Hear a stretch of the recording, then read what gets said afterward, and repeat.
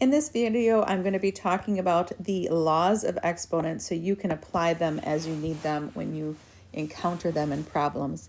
So the first property that you have is called the product property. And the product property is something like this. If I would have had x cubed times x squared.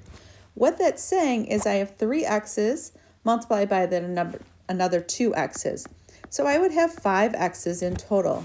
So my actual rule for this would be x to the m times x to the n. What would that actually equal?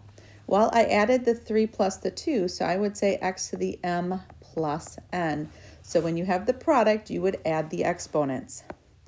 In the next example, this is called the quotient. The quotient would be something like this. If I have x to the 5th divided by x to the 3rd. What this is saying is I have 5 x's multiplied together in the numerator, and I have 3 in the denominator. So the 3 x's in the numerator would eliminate with the 3 x's in the denominator. So I would be left with x squared, which would be x squared, 2 x's in the numerator. So a situation that you would look at for this would be x to the m divided by x to the n, some number. And how do I go ahead and get x squared on the left over here? Well, I subtracted 5 minus 3. So I could say this is x to the m minus n. That is for your quotient. The next rule that you can see is called the power rule. The power rule would be something like this. X to the 4th power, raise that to the 3rd power. So what that's saying is I have 4 x's multiplied together times another 4 x's times another 4 x's, the 3 groups of that. Well, if I have 4 times another 4 times another 4, I have an x to the 12th power. So the rule for that would look like this. X to the m, raise it to the nth power. Well, what did I do to the 4 and the 3? I needed to multiply that in order to get that 12. So m times n. That is your power rule. Now we also have the 0 rule. So what that means is if I would have, let's say, 3 to the 0 power, you could use your calculator, or if you know, it will equal 1. So what that rule is if I have x to the 0 power, that will equal 1. And that means, but you cannot have x cannot equal 0. That is a special case there.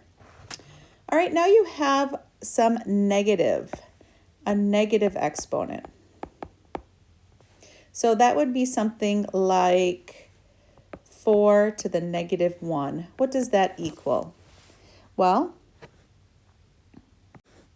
that actually equals 1/4. Let me show you how and why.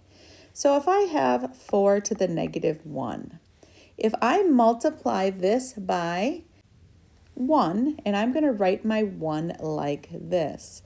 My 1 would be 4 to the 1st power divided by 4 to the 1st power.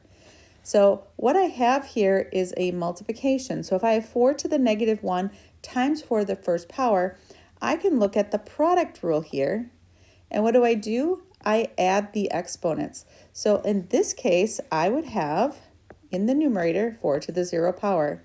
Now divided by, well, I have 1 times 4 to the 1st power, which would be 4. Now, in order to simplify this, I would need to say, well, what's 4 to the 0 power? Using the 0 rule, I know it equals 1. So now I would get 1 over 4. So in this situation, if I'm going to write a rule for it, I know if I have some base raised to the negative m, that will equal 1 over x to the m. So basically, I can flip it over the divisor and make it positive. Another negative rule, just to bring it forward, what if I had something like 1 over 2 to the negative 3? So when I'm looking at this case, I want to think about how did I handle it in the red? Well, I can flip it over the divisor and make it positive. And so I'd have 1 times that, and I would have 2 to the third. Now I'm not going to go ahead and simplify it. I just want to write a rule. So my rule for this would be, if I have 1 over x to the, we'll call it negative n, that will equal x to the n.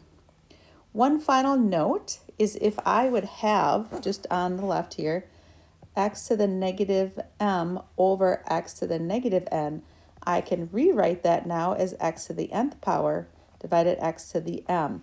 So anytime I have a negative in the numerator, I can flip it over the divisor, make it positive in the denominator. And the same with the denominator. If it's in the denominator and I want to make it positive, I can flip it up to the numerator and make it positive. So these are your general rules for the laws of exponents. What I caution you is when you are applying these rules, the order of operations still have a place. So be careful if you're trying to figure out where to start and where to go. Sometimes you're looking at the order of operations. Do you handle the exponents before you multiply? Do you handle a numerator over a denominator? You have to really look closely, but here are your general rules.